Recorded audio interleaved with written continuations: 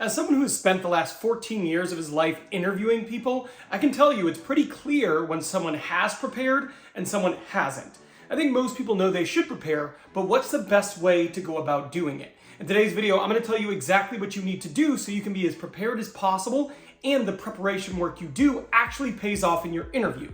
Let's go. Now I'm going to break this prep work down into thirds because realistically there are three main things you need to prepare to speak to in your interview. And if you divide your time a third, you should be able to do pretty well. So that's where we're going to start, just in terms of the amount of effort you need to put into these different areas. Now, the first thing that you need to research is the organization. Now, that might seem broad, but here's what that typically entails. You want to understand what the company does. What is their product or service? You want to go to their website and actually click on the What We Do section and read through it so you understand what they're going to do, what they're going to market. Recruiters will actually ask you the question, what do you know about us? And if you don't know anything, it's going to come off poorly. But you also want to position yourself as a great candidate who understands what they do. You also want to understand the About Us section. You know, what is their culture, their values, their history. These are all things that you actually want to read into and have some baseline familiarity with. It's also really important to understand who you're going to be talking to. So you get an invite or you find out from the recruiter or from the coordinator who you're going to be speaking with, go to their LinkedIn profile and spend time looking at them, their background, where they went to school, how long they've been with the organization, have they held multiple roles within the organization. All that information can be really helpful to you because you might be able to find out what you have in common, and that can really help you as a candidate. Now, lastly, you want to go to Google, you want to type in the company name, and you want to do research on Glassdoor, Google reviews, see how they're reviewed by people. But you also want to click on that news tab on Google. And you want to read recent news articles about them because there's a lot of recent things that might have happened that you want to be informed of.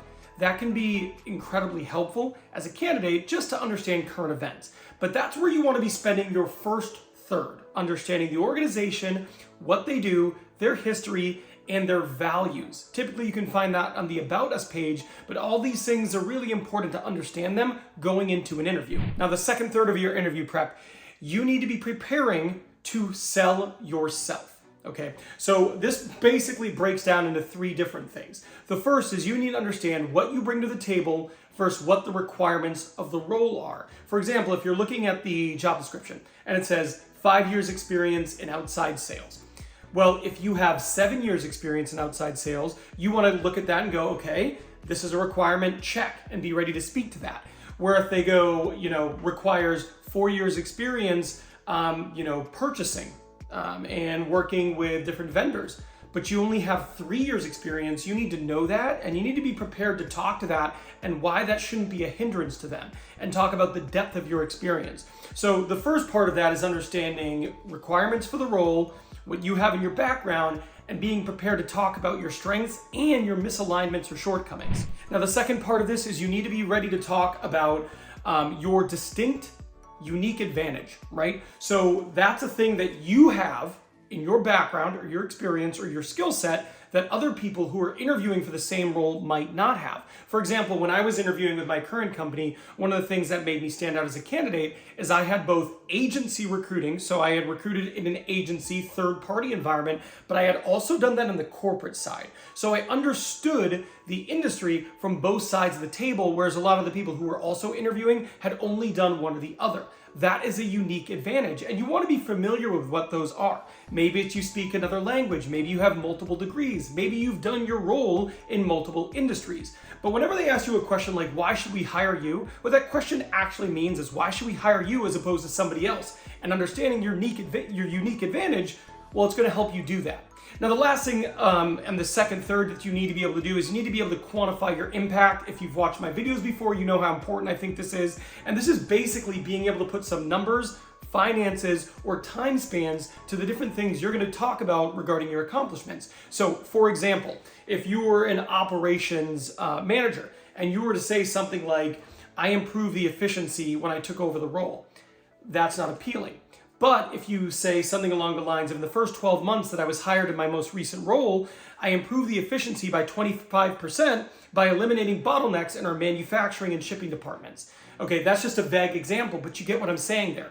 One of those things is far more powerful than the other. So the last bit of that is you want to be prepared When you're giving certain examples that you'd like to reference, some of your more significant accomplishments, you also want to be able to quantify the impact. What did it mean for the company financially, if you have that information, but not, whatever else you can kind of contextualize it and give the person who's interviewing you more details as to why it mattered for your organization. It allows them to imagine you doing it for them.